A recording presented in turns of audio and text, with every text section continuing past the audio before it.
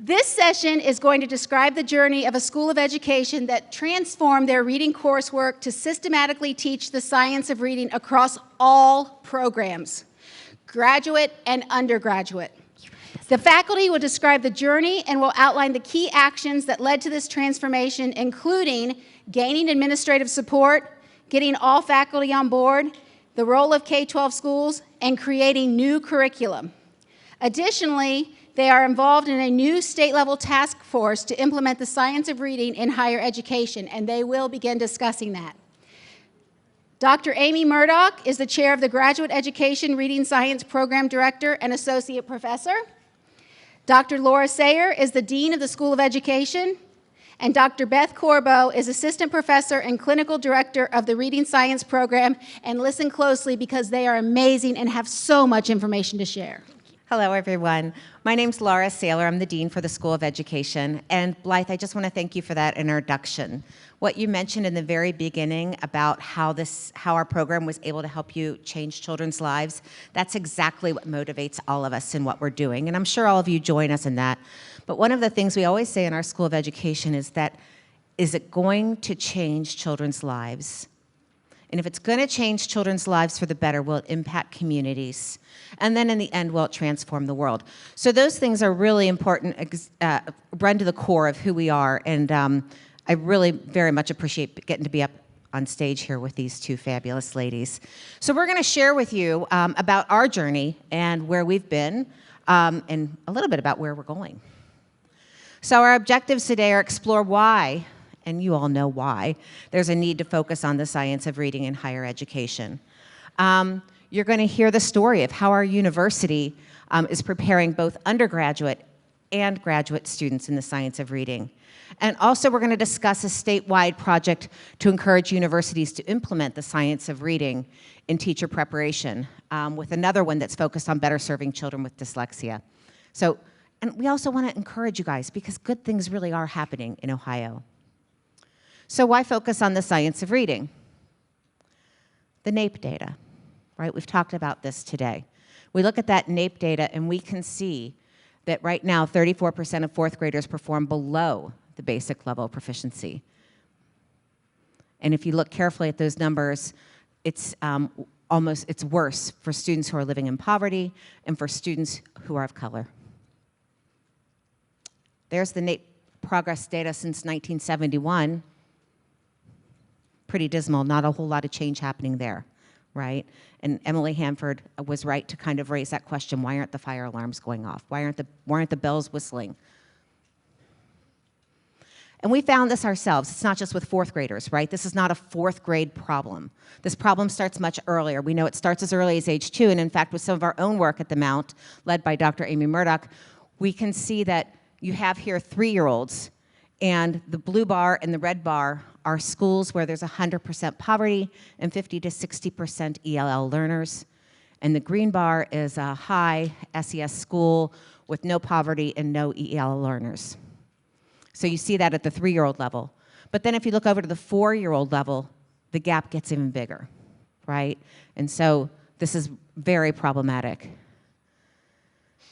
And I think this is where I turn it over to my friend Amy. Yeah, so we know there's a lot of needs in our populations of students. However, as Emily and this morning Nadine told us, there's a lot of research around how to teach reading. So we know how to teach reading. This is not something that is still a mystery. The scientific discoveries that began over a half a century ago, we know how to do this. And when we do it well, we see amazing progress.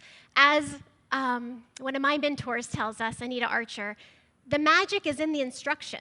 There's not something magical that we need to get to understand what to do with our students. We need to focus on powerful instruction. And we need to make sure our teachers know this powerful instruction, because every student deserves a great teacher, not by chance, but by design. And we know every teacher deserves this knowledge as well. Because when we do powerful instructions, we can change reading outcomes. This is the project that I had the great fortune of working on last year during a sabbatical, Project Ready, where, as Laura said, we saw a group of kids. It was a research project, so we had an implementation group and then 2 control groups. The implementation group was 100% kids living in poverty. 60% of them were English language learners. They were Guatemalan immigrants for the most part. Then we had a matched control that was very similar to them in terms of demographics. And then we had a middle class comparison group. And this is preschool again. And at the beginning of our work, there was a significant gap between the children living in poverty and the middle class children. But the blue line is our implementation group. And with just 16 weeks of powerful instruction, what happened to the gap? It closed, right? So we know with powerful instruction, we're able to significantly reduce gaps. This is, again, the same project, but now these are 4-year-olds. Again, the blue line is the kids we intervened with.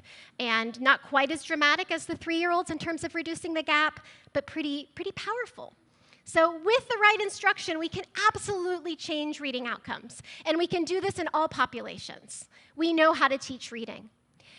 This research that we did last year is continuing across this year as well. And what we found when we looked at the end of the year after 16 weeks of instruction, and we looked at the risk factor on a screening measure that we used, we saw that our kids who were implemented, in the implementation group, the kids that got the strong instruction, 81% of them were above the risk for reading difficulties, compared to their match control of 27%, right? That's powerful.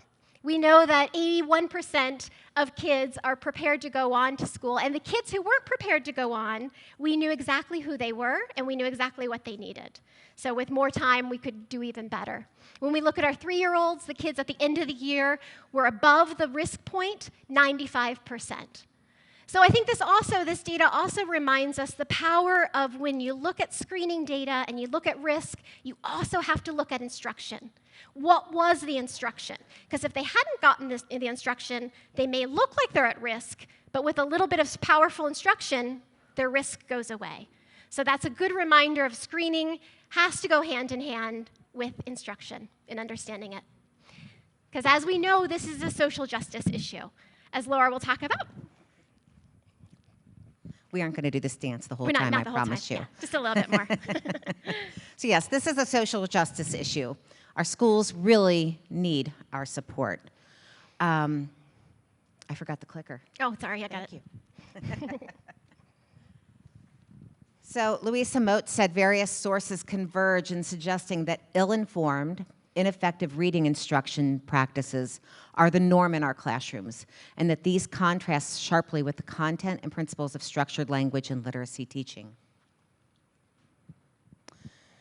And what we know is that there's so many, this is not the only one, there's so many areas where in education particularly, we have so many beliefs, fads, and items of that still predominate in our public schools. So things like learning styles, right? The research has told us that really teaching according to learning styles doesn't work. Multiple intelligences, brain-based reading exercises, the 3 cueing system, guided guessing, video game-based reading instruction.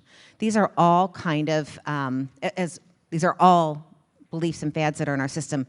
Very much the way that reading is natural is also there. So who's to blame? So any hockey fans here? So in hockey, they have this saying sometimes when a goal has been scored, it's all your fault, it's all your fault, it's all your fault.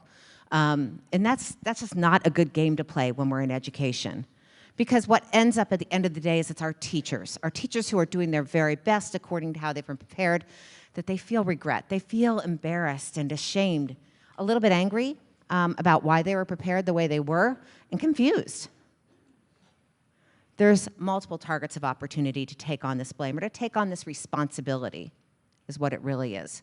So we have state policy, we have students, we have parents, we have teachers, administrators, but we also have universities, and that's what we're here today to talk about, is what our work at the university level is, to take our part of the responsibility in this. We can do better. We know what it takes to create readers. We can predict who may struggle with early screening. We know the skills to teach, how to teach them, and how much of each is necessary. And we know how to prevent reading failure and intervene with struggling readers. So this slide shows a couple of things here. That, one of them might be hard to read, but we have Siedenberg's book, Language at the Speed of Sight, And then over here, you see the stack of books right here. That is supposed to represent the tower in academia. So no, we're just going to study it. The job is to go on and on, that kind of thing. So we tend to get in our ivory towers in academia, and we want to get away from that. We really believe that teacher preparation in traditional programs needs to change, that it needs to be based on the science, that we can't be stuck in our theoretical ideas about what could work. It needs to be based on the ground, based in research, and based on what really, really works for kids. Not what on what kind of works, but on what really works. As Amy says, those really powerful type of things. So that's why all of us educators and those in higher ed need to embrace the science of reading. So we know that reading is highly researched by cognitive psychologists. We know that there's also a problem, that there's a disconnect between the science and the practice. So at Mount St. Joseph University, we've really worked hard to look at where is that disconnect and where are the changes that we can make to make a difference. So there's a new awareness of the need to change, which has been super helpful, and teacher preparation is being examined and pressured. There's hope. Teacher preparation programs continue to ignore the sound science behind how people become readers. And this is not because teacher preparation programs are full of bad people, right? It's because this is how they, as professors themselves, were raised to become teachers oftentimes. But it's also because sometimes people get really, they've become really attached to the theory or the idea that they've worked with for so long. And so they feel a need to defend it at all costs. So I also, believe that we can really work well when we work in partnership with one another. And again, a shout out to Emily Hamford's work on APM on reading and science-based teaching. So these are the states. So states that require testing of reading science for regular and special educator certification. So we can see there's some changes happening there. And these are the states with dyslexia laws. So there's hope, change is coming, but we all have to keep working at it, and we really believe at the university level we're a part of that good and important work. So our goal was to eliminate the research to practice gap, to prepare teachers to implement the science of reading, so that all children can learn to read. Thanks. All right, so we want to tell you a little bit about our story, about how we got there. So I want to start with the end. So currently at Mount St. Joseph University, we have a commitment across our School of Education to teach the science of reading, and really even more than that, the science of learning. Because what we realized when we were doing this work is some of the myths that exist in reading also exist in math education, classroom management, and so forth. So right now, where are we? We have enthusiastic administrative support. As you see, a school dean is here presenting with me, which is awesome. Our president of the university often talks about the science of reading and has actually even brought in community members and board members to talk to me and Beth about what the science of reading is and how they in our community can help promote it within their organizations, which is really exciting. We have a reading science graduate program that is fully online, that has a new cohort every semester. So we have about 75 new people going through our program every year. That has been in existence now 12 years. When I first started at the Mount, I was hired to start that program. So that's been in existence for quite a while and has been reading science the whole time. We now have a reading core in our initial licensure programs that is 100% the science of reading, including a structured literacy practicum in Orton-Gillingham, as well as structured literacy practicum in vocabulary and comprehension. We have 5 full-time faculty who teach reading, all have a reading science model, and all have common training. So this was something we found to be really important with our faculty, was to make sure we support their learning. So all of our faculty are fully trained in letters. A couple of us are letters trainers. We are all Acadience mentors. We also are all trained in Orton-Gillingham, and those who teach the course are IMSLIC certified at the supervisor and instructor levels. And then we have a commitment across our reading faculty to attend fabulous conferences like this one. Actually, our whole faculty is here, as well as the Reading League. We're big fans of the Reading League. I saw people with Reading League shirts, so yeah. So that's where we are now, but how did we get there? Because I can tell you when I was hired That is not at all what it was. So I was that professor eating lunch by myself, very much. So I was hired, as I said, 12 years ago, and these two men were the people who hired me. And some of you may know Dr. Richard Sparks, because he's done a lot of work with IDA. And then Dr. Myth Obach was our dean at the time. And MIF's idea was to start a reading science program. So Dr. Sparks was doing reading science far before it was cool. You know, it's like really cool to be a reading scientist now, but back in the day of Dr. Sparks, it was not as cool. And he was really eating lunch by himself, because if you know Dr. Sparks, you know why. No, he's fabulous, fabulous. But he says his things very passionately, right? Like he's not a compromiser. So anyway, so I was hired, and I was going through a transition because I was leaving an organization that was the science of reading and really fabulous. Does everybody remember the Cirques? Ohio people? Yeah, I worked at Southwest Cirque, which was a fabulous job with really wonderful people, and our job was to do professional development. I was in the reading role, worked with great people, and as you know, those went away. And what was coming in its place was not something I felt connected to. And so I was, it was like late April, and I was thinking, what am I going to do? And so I saw this announcement that they wanted somebody to start a reading science program. And I read the job description, and I was like, this is my dream job. It was just train teachers, who my whole career has been around training teachers, and they were starting it with a cohort of urban teachers working in high poverty schools. I was the director of Reading First in Cincinnati Public, so my passion through my research and my work has always been trying to work with those less fortunate and most disconnected. And so I thought, this is great. And I thought, well, it's kind of weird that they're still hiring, like late April, early May, but I'll try it. So I had a phone interview, and Dr. Sparks asked the first question, and he said, what are the researchers that you read and base your practice on? And I said, Keith Stanovich, Joe Torgeson, Louisa Moats, Anita Archer, and then there was like this long pause. And it's a phone interview, so I can't see their their body language.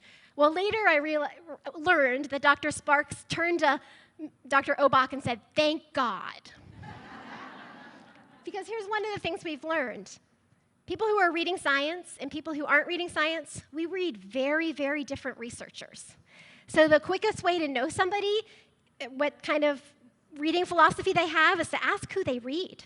And I've been on committees where people will talk about people, and I'm like, I think I read about them. I was a women's studies, sociology, and psychology major in undergrad, and I was like, I think I remember reading about those people in my women's studies class, not in reading education. And then I would talk about Louisa Moats, and either they didn't know her or they thought she was the demon, right? So I thought that was a really smart question. So long story, I got hired, and I was hired, as I said, to start the graduate program in reading science. And I was told very clearly that I would not teach an undergrad. In undergrad, there were two whole language people, Dr. Sparks, who taught a little bit in undergrad, and then me. Very, very different. But our graduate program was going to be centered around reading science. So that's where I taught with Dr. Sparks. Our first year, we had 11 students. It was grant funded, as I said, and it was a great program. We had fabulous students, but again, it was very separate from the rest of the School of Education. And it was actually even celebrated that we were all from very different backgrounds in reading. Our administration at the time thought that was good and not at all confusing to students, even though our students would read Steve Goodman and then come to Dr. Sparks' class and not read Steve Goodman, right? So there was like this whole, I felt for the students at the time, very different messages about what reading is. In 2010, our graduate program partnered with Mayerson Academy, which is a professional development at that time, which was connected to Cincinnati Public Schools. And we were able to really provide the graduate courses right in the district, which was really fabulous. We very quickly grew as we worked with Mayerson Academy and Cincinnati Public Schools. We had about 75% of our population of teachers going through the program that were from Cincinnati Public, and that was really important to us. In 2013, IDA started their accreditation. We were one of the first schools to be accredited by IDA, and actually Charlotte Andrus was the person who led our accreditation. And I'm very thankful to her because she became a friend and a mentor through that process as well. So that really helped us kind of define ourselves as Science of Reading in a larger way as well. We continued working with Mayerson Academy, and in 2013 with IDA, we also added a dyslexia certificate at IDA's encouragement, which really was nice because then we were able to get not just classroom teachers, but we had school psychologists and speech-language pathologists who came to our program. They already had a master's degree, but the dyslexia certificate was a way for them to join us, and that made our program really rich in terms of the people in it.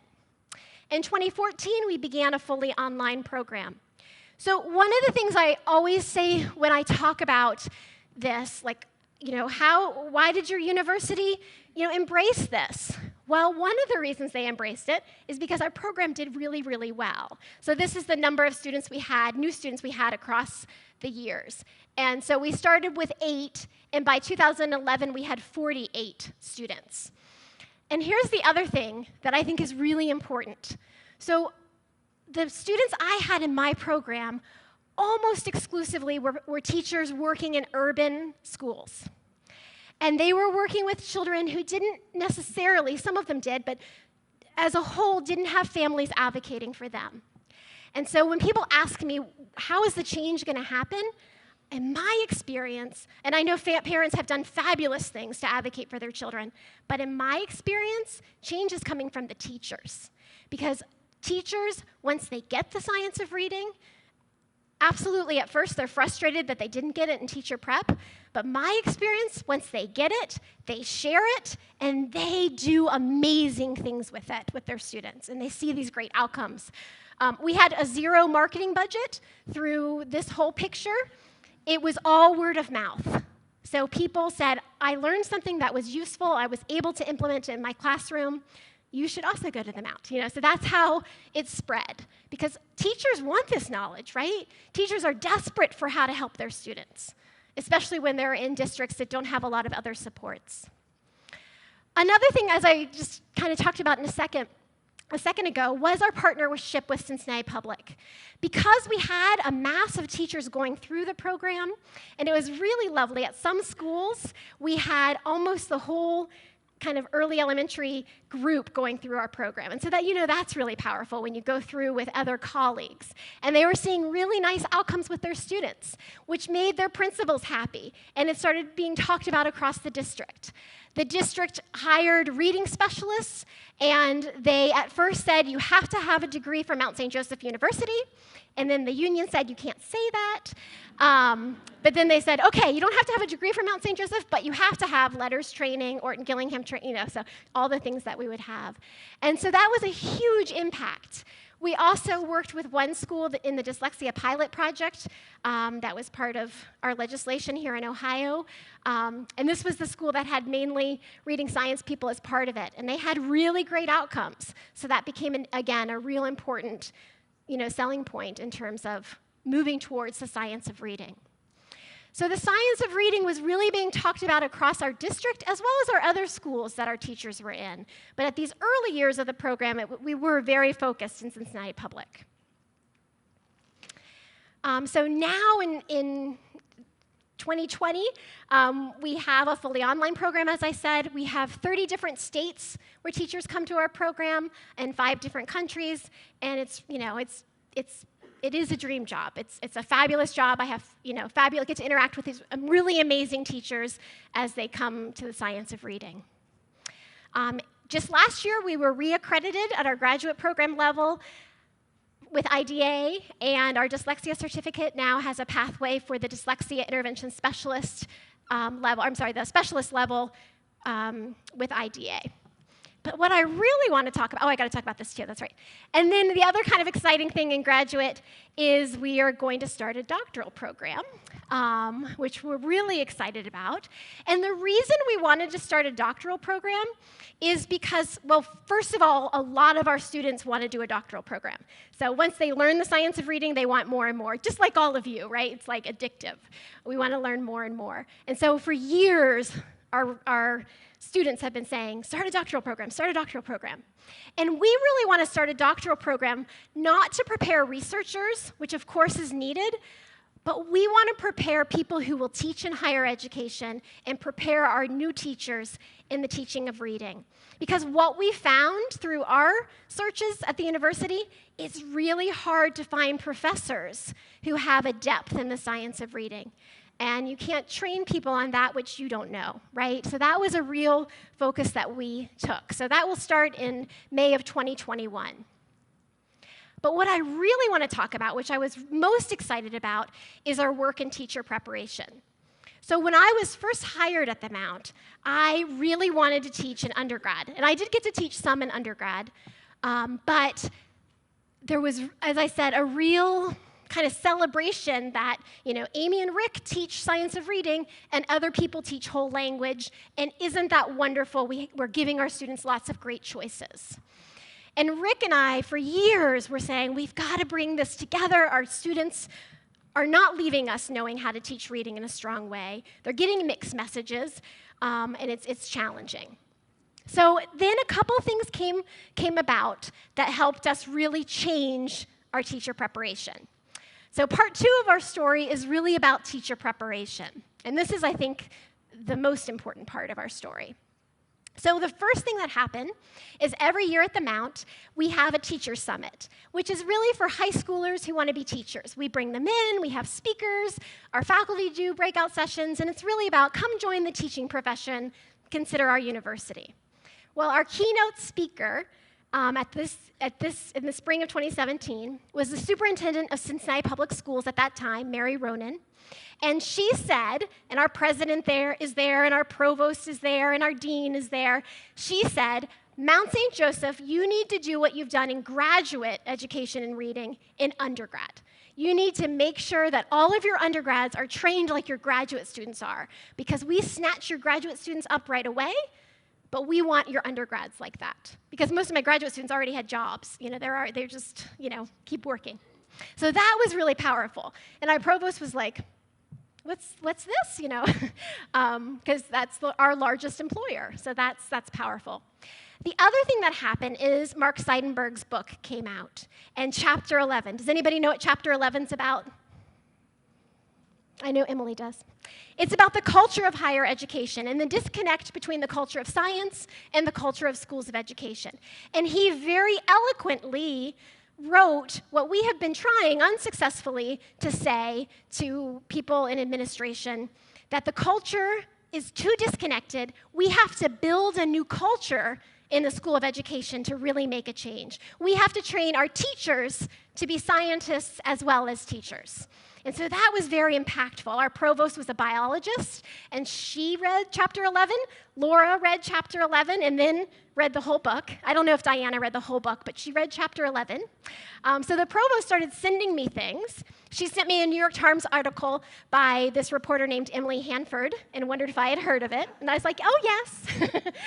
And so it was really starting to take hold in our broader community, and now we had like the stuff to help our administration say, this is what we need to move towards. The other exciting thing that happened, because we were having these conversations, but making broad change for curriculum, just like in schools, in higher ed is hard. And so one of the other things that really happened is we applied for a grant to create a dual licensure program, the first one in the state. So our early childhood teachers are getting a dual license in early childhood as well as special education. And then that was the perfect, I know that in and of itself is really wonderful. But that was also the perfect opportunity to look at our reading core. And so under Laura's fabulous leadership, we were able to really look at our reading core and change it. Do you want to talk about this? Because you really love talking about this. She does love this part. Yes, I love this part. So one of the things that we were able to do, and it took a little time because at first we had some resistance, was we had to talk as a faculty what our rallying cry was. What was the thing that we really felt passionately about, beyond the broader piece of really wanting to change children's lives? And what we came down to was, let's really rally around those things that work best, the research. Not just the things that work. I think Hattie says, if you look at educational research, 97% of it is about what works. But it's not just good enough for something to work. We need to pick those things that really work well, that have above an effect size of 0.4. So we decided as a faculty that's what we'd do. So we adopted visible learning, Hattie's metasynthesis of metasynthesis, or synthesis of the metasynthesis, meta-analysis, of all of the research of every single educational practice. And we said, you know what? Our undergrads, this is going to be a core reader for them. So I teach EDU 190, which is our Introduction to Education course, and I bring this book, and all of them have to buy it, and we start working in it immediately. Then when they go to do lesson plans, many of us, and even our institution, up until probably 4 or 5 years ago, when students had to back up their lesson plan, they would back it up with theory, okay? I'm not saying theory is a bad thing, but oftentimes I would read these lesson plans and the theories would be things I'd never heard of. I'd have to Google them to find out what in the heck these students were talking about. And what I realized was that theory is a great starting point. But what I really need my students to base their lessons on is not just what's theorized, but what theories have been researched and were found to have a strong impact. So now on our lesson plans, it says, what research-based evidence are you basing this lesson on? Not what theory. And so visible learning as a core reader for our students has really helped them a lot. And then the other book that you'll find, in fact, our library went ahead, and Anita Archer was surprised that we could even do this when we ran into her at the, was that IDA? It did, yeah. So we were able to get, our library was able to get a free web version of the book, Explicit Instructions. So our students can always access it anytime, anywhere. But this is also a core reader for our program. So these two things, everybody in the School of Education rallied around and agreed they would be core readers. Thank you, Amy. Yeah. You know how much I love that and stuff. I think, again, that kind of gets to like changing the culture. So our culture now is based on research rather than theory, and explicit instruction in our lesson plans. That's the format rather than, I won't even say what else. You know, it was really focused on kind of the structure of our lessons, which was powerful. And again, that's not in reading, that was across the board. And there were hard conversations about this, don't get us wrong, but it was really Laura's leadership when she really came to this is how we're going to change lives for children, and our teachers need this. So through last school year, we did a lot of work across our curriculum, again, not just reading, but really across our curriculum, thinking about these things, research rather than theory, explicit instruction. We had some challenging conversations about some common educational myths that were still being taught in some of our programs, or some of our courses, like learning styles is a big one. And really what we wanted to do is focus on social justice through instruction. So we had that theme already in our university and in our School of Education, but now this is the pathway to it, is through strong instruction, and that's our focus. So as I said, we had some challenging conversations, but it was really, I mean, we were gentle and kind, and we did have good conversations, but it was also, this is what we are doing. This is the majority was on board with us, and here's where we were going. And I'll be honest, we had somebody leave, and that was okay, because it wasn't a good match for her, and we were able to hire a fabulous reading science person in her place. And it wasn't mean, we didn't kick her out. We offered her training, we offered her avenues, and it wasn't for her, so she decided to go somewhere else. And that's okay. But I want to emphasize that we didn't kick her out. Like, we really, because I think this is important. Like, we provided her a pathway for training, and it wasn't what she was, committed to. So we found lots of areas of need, and one of our biggest areas of need that we found as we were doing our work was really our field experiences. So one of the things that we were doing is we were changing our reading coursework and then sending our students out to practicum experiences, and they would come back and they would say, Dr. Strickler, I saw a lesson and they used cover overlays. Should I be using those as well? No, and we know how powerful those field experiences are. So that's our big work this year, is we're really focusing on making sure all of our practicum, not just our Wharton Gillingham, which we have very tight control over, but all of our practicum experiences and our student teaching is aligned with the science of reading, so our students can really see what to do and then what it looks like in real practice with real students. So here are our foundations of our reading courses. I'm going to really quickly go through our courses just so you can kind of see the big picture. But the big foundations are, first of all, cognitive science. We want our students understanding how humans learn and why we're teaching reading the way we're teaching it. Understanding the essential elements of reading, we do use the simple view, as I'll show you in a second. Hollis Scarborough's reading rope is the thing that we use quite a bit, as you'll see. And then also thinking about effective instruction, not just the what, but the how. So that's the explicit instruction piece. And then also thinking about multi-tiered systems of support. How do we make systemic change in our schools and make sure all children have what they need to be successful? So our new coursework, we have 4 core classes, a small practicum, and then our big practicum. And so, as I said, we like Scarborough's rope. And so here's our courses mapped onto the rope. So we do teach not just phonics, but we, of course, also teach vocabulary and comprehension, also using structured literacy methods, assessment, and so forth. So what do our texts look like? Foundations of Reading, we start with cognitive science. This is Daniel Willingham's book. In the Foundations of Reading Instruction is also where they're introduced with Anita Archer's book. We also really like the Teaching Reading source book, so those are key texts within that Foundations class. That's really where they're introduced to cognitive science, the simple view of reading, the National Reading Panel, all those foundational pieces, and then also the foundations of explicit instruction.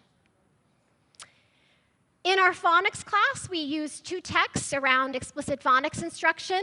And this class goes over phonological awareness, phonics, and then also the connection of those foundational skills in terms of fluency. Our vocabulary and comprehension course, which covers vocabulary, comprehension, and writing, and the connection between writing and comprehension is so important. This course, we also, in Kate Kane's book, if you know Kate Kane as a researcher, she's a really fabulous comprehension researcher. This course also has a connected practicum, and that's one of the things we're working on right now because that wasn't as strong as we'd like it to be, and we're really working on showing them structured routines around doing vocabulary and comprehension and writing instruction, and then practicing it in the field where we know there's good stuff happening. And then our assessment course, we use McKenna and Stahl's book, and then all of our students also are trained on Acadience, and we do that so that they leave with a specific curriculum-based measurement that can be used for universal screening and progress monitoring, and that they understand how to look at screening data and move from screening data to intervention-based diagnostics, designing an intervention, and then monitoring progress, and how to make those decisions. This also has a practicum connected to it where they go out and they have to get reliable on a curriculum-based measurement, and then they also have to help a school do screening and look at that screening data, which has been really important. And then we have an Orton-Gillingham. That's our structured literacy practicum. And they learn at Orton-Gillingham, and then they do a practicum in Orton-Gillingham. So they learn it, and then they go into the schools with supervision and do an Orton-Gillingham practicum. And I have to tell you a really quick story because I think this, there's Kenitha. This is Kenitha, she's our Orton-Gillingham teacher. But she told me this story, and I'm going to try to say it without crying because if you know me, I'm prone to tears at emotional stories. But this was our first year this fall, was the first year that we had students ready to do the Orton-Gillingham practicum, because remember, we just redid our core last year. And so this is a group of juniors, and they went into a school, 100% poverty, and they were doing Orton-Gillingham. And it was 2nd grade, they were working with Orton-Gillingham. And one of our students, and I'll tell you, she's not even our strongest student. She was actually a student who herself struggled a little bit. But she worked with a child who the teacher said, you know, this child struggled, was retained in kindergarten, struggled all the way through 1st grade, was a non-reader, knew very few letter-sound correspondences on the Orton-Gillingham initial assessment. They didn't get very far. You know, there was a lot of things to work on.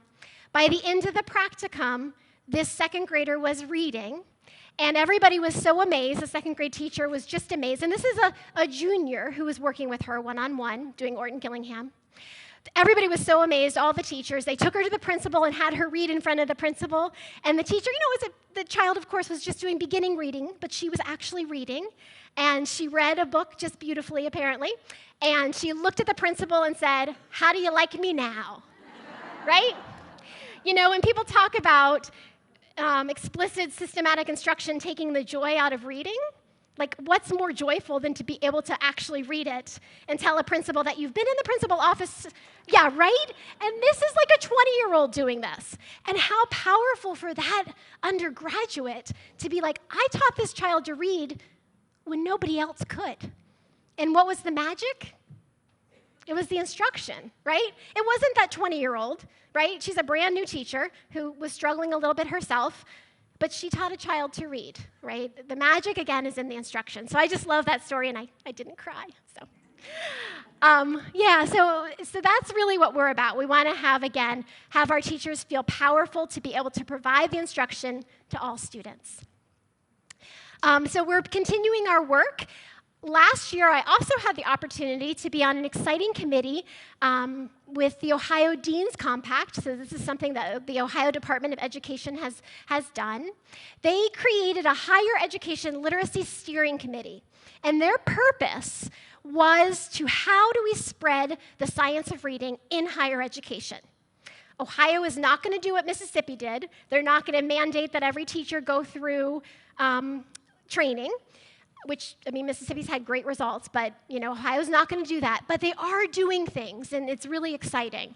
So this higher education steering committee, we spent the year, it was a lot of higher ed people, some superintendents, some other district representatives, talking about how do we spread the science of reading in higher ed. So it's not just Mount St. Joseph, but we want it in all of our schools of education. So this group worked on making recommendations about how to do this, and then the real goal was that ODE put out grants to institutions of higher education who want to change their program towards the science of reading. And so they did. They put out grants. The other thing they did is they asked our faculty to write model syllabi that could be used, and I'll tell you how to get that. So the things that I talked about, one of the things that we were really committed to is sharing resources. And so all of our syllabi, our model syllabi, are available for you to look at. They're not perfect, but they have lots of resources and lots of ways to help people kind of scale up their courses towards the science of reading if they so want to.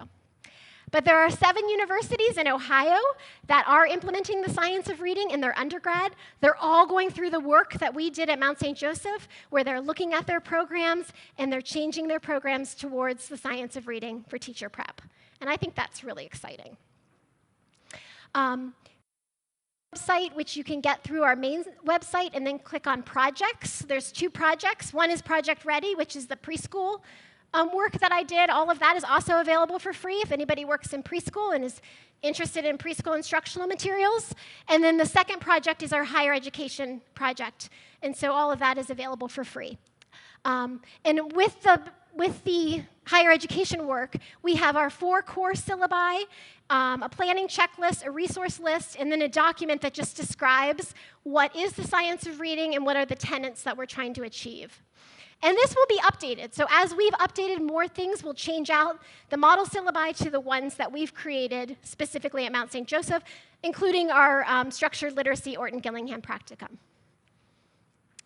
Here's the website through Ohio Department of Education about how to get on their website, learn about the other universities. As I said, there's 7 different universities that are doing this. And if you're wondering what the 7 are, here's the list. Yeah, I was wondering that. So here's our 7. And we also meet as a group. The other really neat thing that Ohio has done is they've given grants to universities, and they've asked the university to partner with a district, which I also think is really smart, because we want it to be practical. And so we partnered with Cincinnati Public Schools, and our grant is really all about focusing on how do we find those really fabulous practicum sites in our schools that our students can practice what they're learning in the science of reading. And we're going through learning together. So the whole idea is you learn with a school district, and then you talk through how can they help us think about our coursework, how can we help with kind of practicum and field experience placements. And on our grant, we're actually doing a book study around David Kilpatrick's Essentials and Equipped book, because we thought that would be something nice for the people in the districts as well. And our grant, I love our name of our grant too. It's called Stronger Together, Advancing Reading Science. So our grant, we're working with 13 teams within Cincinnati Public Schools that are intervention teams made up of reading specialists, intervention specialists, classroom teachers, and English language learner teachers. The other really cool thing in Ohio, if you don't know about it, there's a lot of good stuff at the state level around literacy. And you know, I've been around for a long time in Ohio doing work, and I've been in a lot of committees on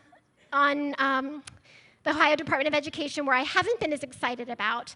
But the last year or so, there's really exciting work happening.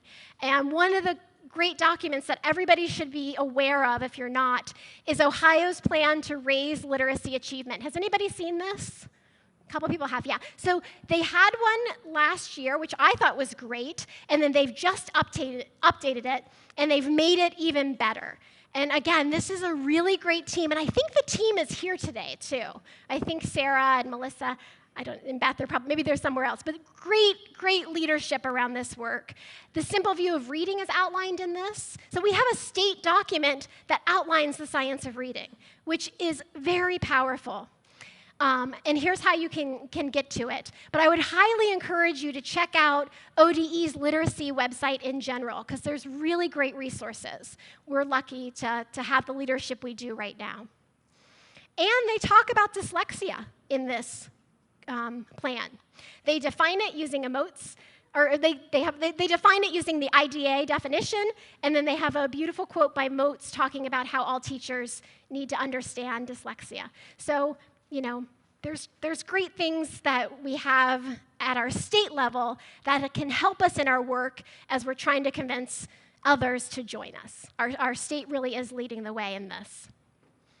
The other exciting thing that we have going on in our state that Mount St. Joe was lucky enough to be part of is we have a large OSEP grant, that's the Office of Special Education Programs. OSEP last year put out 3 grants to be awarded to look at models of understanding and supporting children with dyslexia. So how do we early identify and support children with dyslexia? And what are model demonstration projects that can be used across the nation? So we got one which is called Partners, and it's in partnership with the Ohio Department of Education.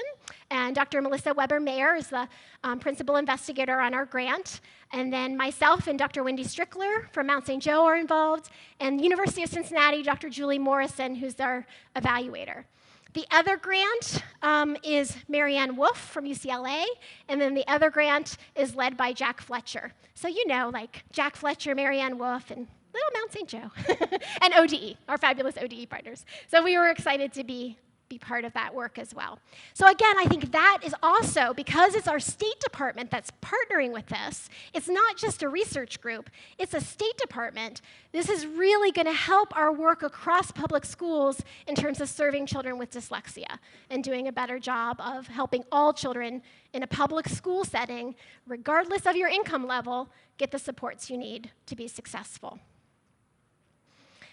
So how do we broadly impact higher education? So I kind of gave our story, and now I want to kind of tell you a couple takeaways in terms of the work I've done across the last 12 years in higher ed around what do I think might begin to impact in a broader way higher ed. Because I tell you, my graduate students, when they first started in our program, they tell the stories of feeling bad, like they were doing things the wrong way, and now they're learning something better, and they're moving to something better, and that's fabulous. But what if we had a world where teachers never had to feel bad, that they were trained properly at first, and then, of course, you have to figure things out in the classroom, because classrooms are messy and imperfect, but at least you're not being told that your training was wrong. Like, what if we had people trained right from the beginning? What could that look like? And so how do we do that? Well, here are my big takeaways from our work. First of all, partnerships. Partnerships are hard and they're messy because humans can be difficult, but I think that's the only way we move past where we are right now. We've seen how families have advocated for their children and how that's brought about all sorts of changes. And as I said, I really think also our teachers are bringing about all sorts of changes when they're trained in the science of reading. So really, districts and schools saying to higher ed, I need teachers who are trained in reading because we don't have a minute to waste. That's what Cincinnati Public told us, and we were able to respond to that. Also, I think connecting with our state departments of education, because they are powerful, right? They set our agenda for the state. And if they also can be on the same message, that can be really powerful. And I think it requires all of us working together, which again can be hard, but is really important. So for people who are educators in this community, I think one of the things that's really important is to find your community. Find those people who will eat lunch with you. Find those people who you can talk your reading science nerd talk to. And I think social media has really opened up a lot. It can be challenging sometimes, of course, but there can be a lot of support found through different organizations that way. I think we also have to find a way to help our faculty who are in institutions of higher ed get the training they need. We have to find those one people in different schools of ed and prop them up to make change in their institutions. Because I can tell you, because a lot of people do reach out to me, I've had a lot of professors reach out to me interested in taking our online courses in reading science because they want to retool and do a better job in their institutions. So they are out there. And how do we support them to gracefully find a way to change their practice? Because I tell you, it's a pretty special person who, after getting a doctorate and being considered an expert, all of a sudden says, I need some new learning. I might not be doing things the way I could. So we have to find a way to support that group of people. I think we also have to really try to influence the people who accredit schools of education. People like CAPE. So we just went through CAPE accreditation last year. That's who tells us if we can stay in business or not. So they are super, super powerful. They could care less about our reading curriculum, right? Maybe that's too hard. But they really didn't care if we were reading science or whole language. We tried to make them care, but they didn't care. They care about really important things, of course. But if we can influence our accreditors, I think that could be powerful. The other thing is, one of the things we found in Mount St. Joseph, which was a changing of culture too, was really about sharing our resources. So this assessment and intervention class isn't Amy Murdoch's class, it is Mount St. Joseph's class. And the syllabus I develop, anybody who teaches it, I want to give them my syllabus and all of my training materials, everything I can, because whether I teach it, or Beth teaches it, or Laura teaches it, or Blythe, one of our adjuncts, teaches it, we want our students to have that knowledge that we've noted is so important. So really making sure we're sharing resources within a university, and then I really think as a community, we need to open things up and share across our schools. So if we figured out something that might be helpful to you, let's not reinvent the wheel, but let's really, really share those things. The other thing, and I'm saying these all out of order, is to organize. We have a pretty strong voice right now, right? And I think some of the fabulous reporting that's been done around the science of reading, and people are really coming out and saying this is needed. How do we kind of harness that energy in this moment to make sure that we keep the momentum so that doesn't become something that fades away? And so some exciting things are happening. Actually, Laura and I did a very similar talk. Some of you have heard this before, at Portland IDA. And afterwards, we had all sorts of professors coming up to us talking about, okay, how do we get together? And so we have had that conversation going, and National IDA is starting a subcommittee around influencing higher ed. Because my whole dream is like, what if we could be like a force of support, right? A collective force of support where people who want to do this could come and get the resources they need. And I really think like through example and through continuing that momentum, I think that's how we're going to change things. Because I think it's just so powerful that it'll take over. It might be Pollyanna of me to think that. I have been accused of that before, but I think we're on to something now. So in the end, I really want to say kind of the big things that I found is it's important to be kind, because I think nobody's going to come on board with you if you're making them feel badly about their past practices. We have to provide a kind path to something better. The other thing I would encourage all of you in this audience, all of you leaders, is to say yes. Volunteer for those challenging committees in your schools or at your state level that you are not the most popular, but your voice is important. And then have those courageous conversations. Have them kindly, but have them, right? Don't let things go by that you can have an influence on. Because I really do think change is coming. And there's a lot of momentum right now and a lot of great people doing this work that I think we're going to see some big, exciting things happen. So I wanted to leave 15 minutes for questions, and we have just that. So if you have questions, I would be happy to answer your questions. And I wanted to say, too, we're joined with another professor, Dr. Beth Corbo, who's the director of our clinical practices and was also very influential in all of this work. Thank you so much. That was an amazing presentation. So my question to you is, I've been, my journey with Dr. Nolan here, God love her. I have my associate level certification through AOGPE, and I'm really interested in your PhD program. So is there a way that I could utilize that certification? I'm on my way to certified level at this point. Yeah, absolutely. Let's talk. Because Okay. yes, Orton Gillingham is a key piece within our training module. So yeah, we can talk. Okay. I have other people who are interested too. Yes. Yeah, in our graduate program, actually, if you come to us already Orton Gillingham trained, as long as you're in an accredited place, we actually give you prior learning experience credit for that. And Blythe is actually a good example of that. So I'm a certified teacher, and when I went and met with the person in my district about where my next level of training would come, she's told me to get something that would get me an additional license. So is there any work at the state level to try to get some sort of license tied in? Because reading endorsement right now is just kind of a general reading endorsement, whether you get it from Mount or you get it from a whole language-based program. Right. Is there any sort of work at the state level to get there to be some sort of licensure? Not that I know of, but I think what you're leaning towards is I think where we need to go. I think we need to make sure our standards for the reading endorsement and for licensure are aligned with the science of reading.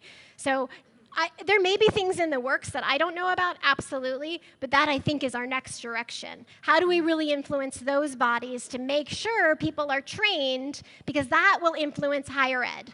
If they are told you can't license people, you can't get CAPE accreditation unless you're teaching reading this way. And of course, there's a lot of ways to do science of reading, but having the tenets of science of reading, I think that's where big change will come, right? Yeah. Remember that each one of us, parents, teachers, administrators, therapists, legislators, we have the power to promote change. Together, we are stronger. Together, we will press on until everyone can read. Thank you.